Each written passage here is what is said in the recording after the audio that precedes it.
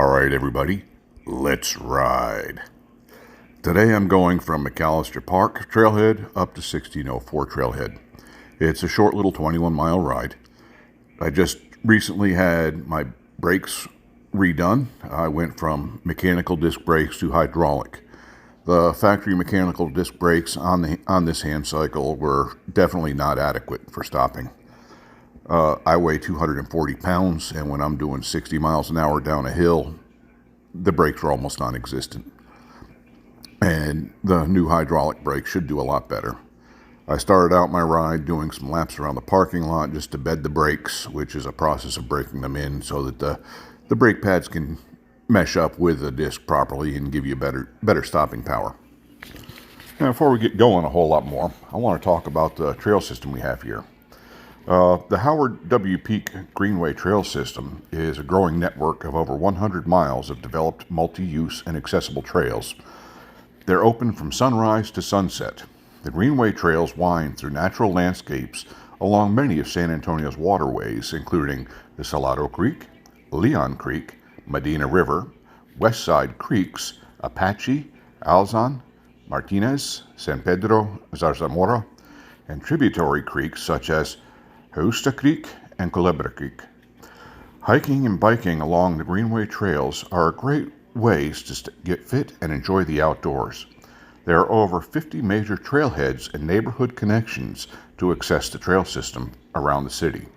4 major segments of the Greenway are Leon Creek Greenway, Salado Creek Greenway, the West Side Creeks, and the Medina River Greenway, each offering many miles of uninterrupted trails.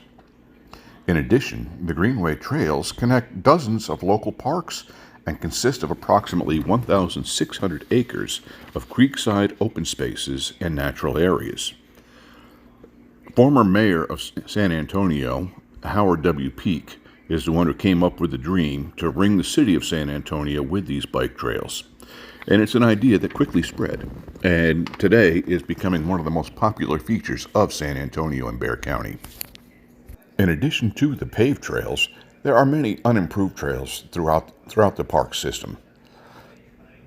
Part of this trail system includes the largest land bridge in the United States. This was built to connect Hardberger Park east and west. It is a beautiful, beautiful expanse going across the Wurzbach Parkway where animals and people can cross and enjoy the parks on one side or the other without the danger of being hit by a car. There are so many different hiking trails in the area. It makes for a very enjoyable place to spend time. And in many of these spots, as you can see in my videos, you don't even feel like you're in a city. You honestly feel like you're out in the middle of nowhere. Now, throughout these trails and parks, there's lots of natural wildlife out there. And unfortunately, many people feed the deer, and that makes them so that they're not quite as fearful of humans as they should be. And you will find deer in and on the trails quite often. And along with deer, you'll find the usual squirrels and rabbits and other small animals. But also be aware that there are plenty of rattlesnakes and coral snakes, not to mention scorpions and tarantulas out there. So please, be advised when you're out there, you're in their territory. You're just a visitor. Okay, now that that's done, on to the cycling. Now, one thing that I've noticed, in this particular ride, I was riding on a Saturday, and I normally avoid the trails on the weekends because they are very, very congested. And everybody seems to think that the trail belongs to them. So, I'm going to go over trail rules and trail etiquette a little bit. Now, when you're riding or walking or running, it doesn't matter. Always stay right, just like if you were driving. And stay as far to the right as you can so that people who are moving faster have the opportunity to pass you safely. When you are coming up on somebody and you intend to pass them, let them know that you're passing them and what side you're passing them on. It is preferable, and honestly, it is the rules, that you should pass on the left. When you come to intersections such as this, it is a very, very dangerous place, and it does have a guarded crosswalk. Press the button, wait for the light to turn, and then proceed. If you are on a regular able-bodied bike, get off your bike and walk it across. That is the law. And these laws are not just there for the cars, they will also keep you safe. We had a tragedy not long ago on one trail intersection of Highway 410 where a cyclist didn't even stop to get off his bike. He drove right through the access road, being struck by a car and killed. Had he simply stopped or even slowed down to look, he would have seen the car coming and he would still be with us today. Tragedies like this, especially with me being a firefighter, it's senseless, and I hate seeing people hurt or killed in ways that could have been avoided. If you don't take care of yourself, you'll end up like me, in a wheelchair and pedaling a hand cycle. And trust me, you'd be much better off riding a regular able-bodied bike. Now, these trails have various degrees of difficulty. There are lots of hills, and it's lots of challenges.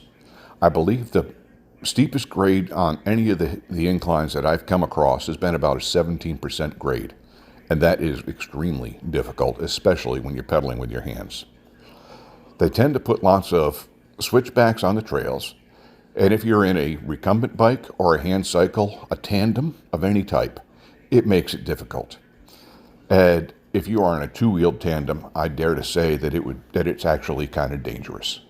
On my hand cycle, which is 7 feet long, I have to stop and back up in a couple of these switchbacks just so I can navigate the curves. The Medina River Trail seems to be the worst with this, and I will make a video of that trail eventually here. Medina River Trail connects up to the Mission Reach at Mission Espada, and you can go almost, I believe, 50 miles without having to ride on the roads. The speed limit on the trails is 15 miles an hour for bikes. And on the hill I'm approaching here is a prime example of how easy it is to go above 15. Where I did not pedal, I could easily get myself up to 25 miles an hour. And pedaling, I have gotten up to 40 miles an hour before they had the speed limit. And this is an area where you can see quite far ahead. So honestly, if you go a little bit fast and you see that there's nobody in the way, it is safe, although it is illegal. Where you run into trouble is once you get underneath this bridge here. If you look to either side, you'll see lots of big rocks. And in this area, there's a lot of blind curves, and it was quite possible that you could run into somebody. And I don't know about you, but if I've got somebody pushing a child in a stroller, I'm going to go off the trail before I hit the baby. So be ready. If you have to take a faceplant there, it's going to hurt. Now, coming up in here is another unguarded intersection. And it's a simple matter of stop before you cross. It is not a very busy road, so it is one of the safer ones. And most of the times, I do a California stop going through. And in here, you will notice that there is still a large collection of dried mud and dirt and debris. This is left over from storms that happened well over a month ago. And we are currently in quite a major drought. So please be aware that there are areas in here where you can lose traction, especially if you are on a two-wheeled bike. When you are riding in a group and you come across obstacles like that, please let the people who are behind you aware of it by yelling out that there is dirt or gravel or whatever the hazard may be in the trail. I briefly touched on this particular day being a Saturday, and it was rather busy. Now, I started at 6:30 in the morning, and as you see, there's not a lot of people right now. But on my return trip, the trail was quite congested, which you will see later. And as you see here, a person out there walking his dog, which honestly, my favorite thing is the dogs. I love seeing all the different beautiful animals that are out there. And for the most part, they're well-mannered. Once in a while, though, you will come across dogs that are off-leash. And when you are on something unusual, such as a hand cycle or a recumbent bike, it catches their attention. They have a tendency to want to chase after you. So be prepared for that. Most of the time, the dogs are not actually aggressive. They're just wanting to play with you. But being the person on the bike, you don't want them to catch you because it can cause you harm. but try to be understanding of these animals. Owners, keep your pets on leash. It's the law. But riders, again, keep in mind, sometimes these dogs can pull from their owners so strongly they separate themselves. So, always be prepared.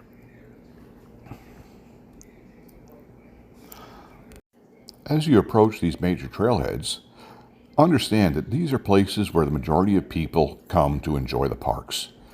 This is where you'll see lots of cars in the parking lots. You'll see pedestrians, dogs, children, you name it, doing all kinds of activities. And lots of people who are just stopping, say cheese, to take their pictures.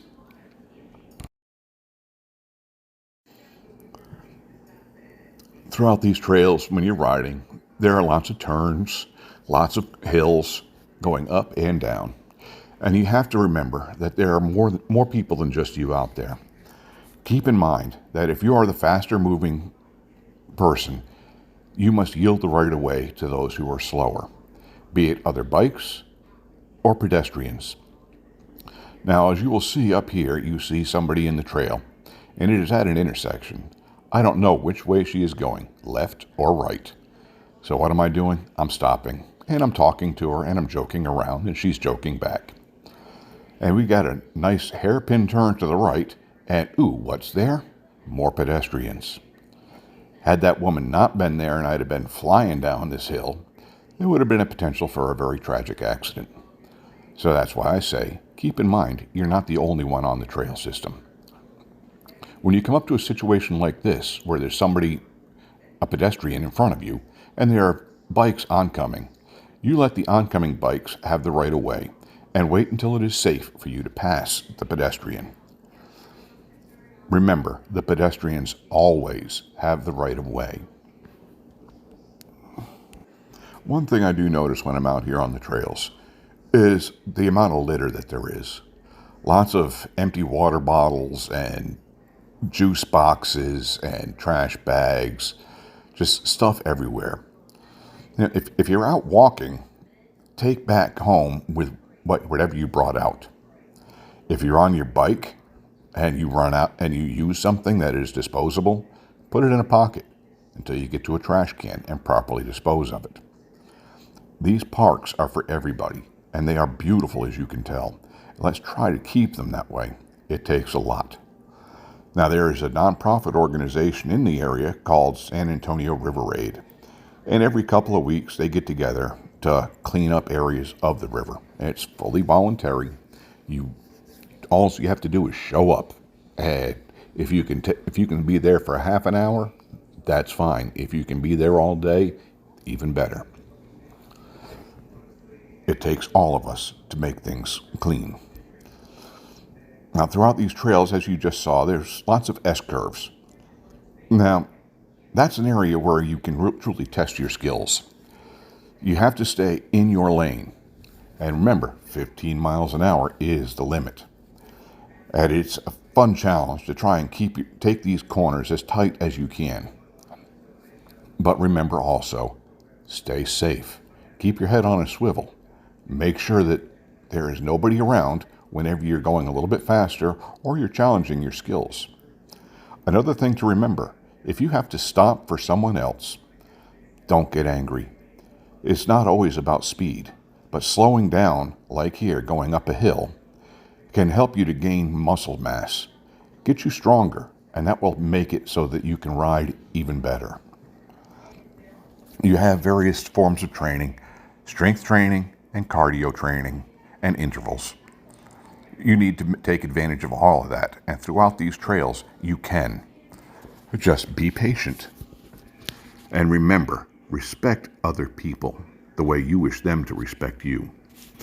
This area in the trail as we're approaching Hardberger Park is a very popular area, especially with people who happen to enjoy doing yoga. And I have come across regular yoga classes and goat yoga classes in this area of the trail. And sometimes they will actually be on the trail. You see lots of new mothers with their babies in their strollers getting together for exercises. And it's a wonderful place. Just remember, there's lots of people. Come up to intersections like this. There are 4 posts in the way, crossing a road, and I've got a runner in front of me. I wait until after I've crossed the road before I can safely pass him. This is a nice straight area that is very simple and easy to pass, but it is a trailhead and it's a major one, so be prepared. A little bit later in the day, there's going to be lots of cars and lots of people. And as I come up here, there is probably one of the steepest downhills throughout the Salado Creek. I'm not exactly sure what the grade is. It's such a short hill that my bike computer doesn't pick it up. But it is very easy to pick up a lot of speed, and you are in a very congested area. So be prepared to brake. Don't let yourself go too fast. As we're coming up in here, we're also coming to an area, look out for the deer. If you look to the right, it's a steep cliff going down to the creek. To the left, it's a neighborhood. A lot of the people who live adjacent to this trail have built gates in their back fence so that they can just walk out in their backyard. So that leads up to this being a very popular area. Now when you're passing people, especially the joggers or walkers, it is polite, it is good trail etiquette to let them know that you're behind them and that you are passing them. Now, unfortunately, that scares people sometimes, as the last person I passed it was, and you see them jump off the trail. And I get a kick out of it, and I feel bad for doing it, even though it is for their own safety.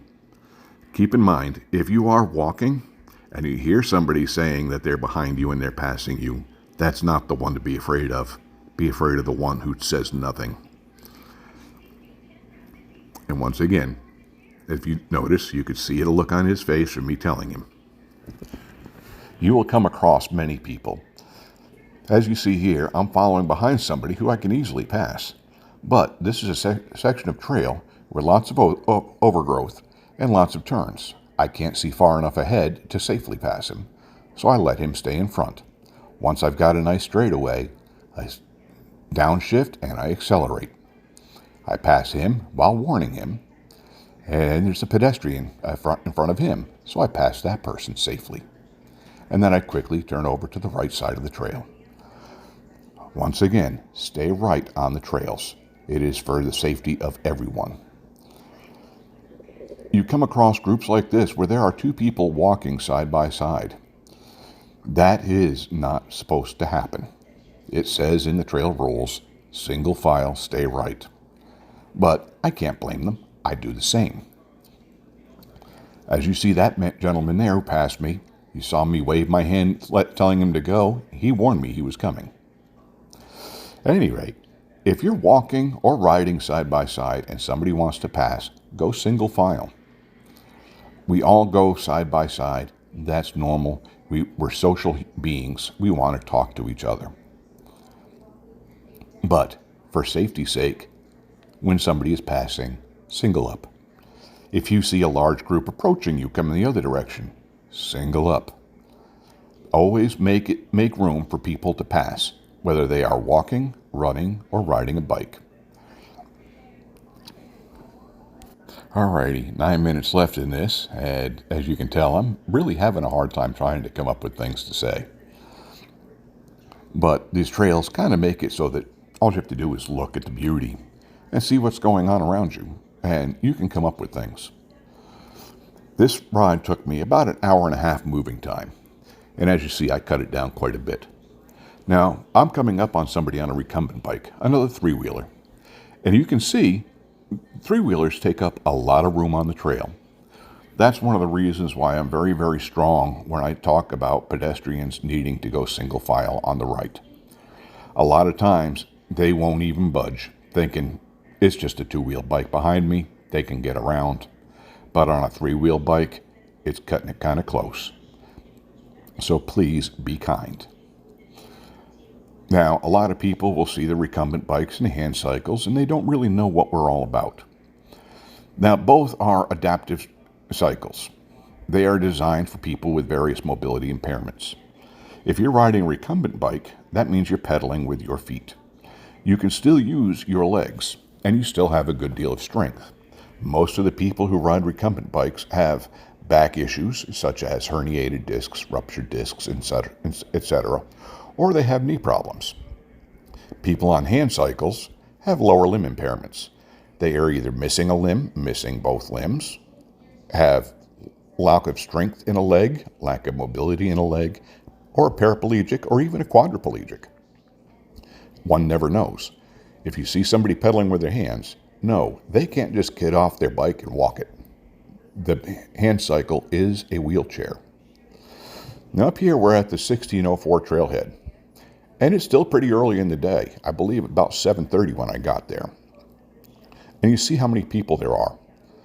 Now, I was just intending to turn around, but these two people decided they were going to stop in front of me. It happens. Now, as we go down, you see the 15-mile-an-hour speed limit sign. And coming up soon, there's going to be one of those speed limit is 15, you are going signs that tracks you with radar. And as I'm going through, you see me doing 14, I believe it was, when I passed through. And there are bikes going the opposite direction. It picks them up doing 23 miles an hour. And that's coming close to a very major, very popular trailhead. See, here's the sign on the right. It goes from green to red. There's no need to be going 23 miles an hour when you're close to a trailhead. I'm not going to lie, everybody speeds. Everybody, myself included. But you have to do it smart. Make sure that there's nobody around. Make sure that it's safe to do so. And don't do it around the major trailheads. Understand you've got a lot of blind corners around here. Lots of sections of trail that you cannot see around the turn because of all the brush. So take it easy. Be ready to stop on a dime. What happens if you come around the corner and there's a little 5-year-old who's learning how to ride a bike right there in the middle of the trail? It does happen. Okay, let's talk about pre-ride things. Now, let's start, and we're actually going to start out the day before you ride. Especially in this heat, you need to be thinking about hydration. The time to start preparing for the ride is at least 24 hours ahead of time by drinking fluids. Get yourself ready to go. If you wait until the day of a ride, it's too late. You're going to get dehydrated. Also, let's talk about eating. Always eat the same the day of a ride as any other day. But if you're riding, eat 1 hour before you start your ride. That way, you have the energy up for the ride. And you should also carry with you nutrition. As a general guideline, you should eat about 100 calories for every hour riding. Now, the way I do that is with Cliff Blocks. They're these little gelatins, almost like a gummy bear, little squares. Each packet comes with 6, and 3 of them is 1 serving, meaning 100 calories. It's a good, simple way of keeping that food up. Also, carry plenty of water with you when you ride. Now, I personally use a 3-liter Camel Pack, and I will take a sip off of that as I ride. You can't tell here because the drink tube is right in front of my face, but all I have to do is lean my head forward and I can get a drink. Also, before you ride, ensure that you have a toolkit that is properly equipped. You want to have a spare inner tube for each tire that you have. You want to have a CO2 canister for each tire that you have, as well as a way to use that CO2 canister. You're going to want to have at least 2 tire levers. And if you have arm strength issues, you might want to get a tire jack. You also will want to bring any medications that you may need, such as an EpiPen if you're allergic to bees, or an asthma inhaler if you have asthma. If you're diabetic, you might want to bring something sweet if your blood sugar levels get too low. You know what you need. Be prepared for any of it. Don't be a victim. Be proactive. Now, before you get on your bike, the first thing you want to do is give it a general looking over.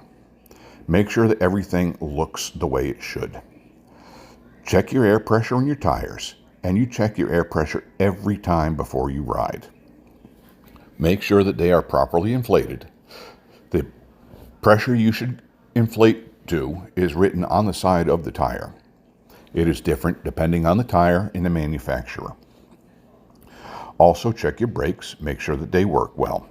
Check your chain, nuts, and bolts.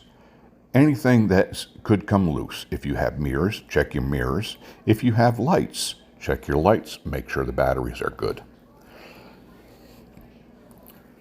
Always do this. You want something that is safe and dependable. When you are going speeds that you go on a bicycle, you do not want to have a malfunction when you're going top speed. Now, let's say I mentioned earlier that there's a section of trail that I can get up to 40 miles an hour with moderate pedaling. What do you think will happen if I get a flat tire on the front going 40 miles an hour? Flat tires do happen. That's undeniable. However, and I'm guilty because I don't have it, you can get something called a tannis. And what that is, it's a foam lining between the tire and the inner tube. And it helps to make it more difficult to get a flat tire. And if you do run over a nail or something and it penetrates through the tannis and your tube, it'll seal off and it'll make the leak slower, making it less dangerous. And then it basically turns the tire into a run flat. You can still maneuver, and it's less likely that you will crash. And as I said earlier, check your nuts and bolts, especially when it comes to the axles on your wheels. Now, you may not believe it, but it has happened where people on bikes have lost their front tires and even their rear tires because it was too loose. With Handcycles, check your rear axles. Make sure they're tight. They will also come undone while you're riding. All right, thank you for watching. Please take the time to like and subscribe.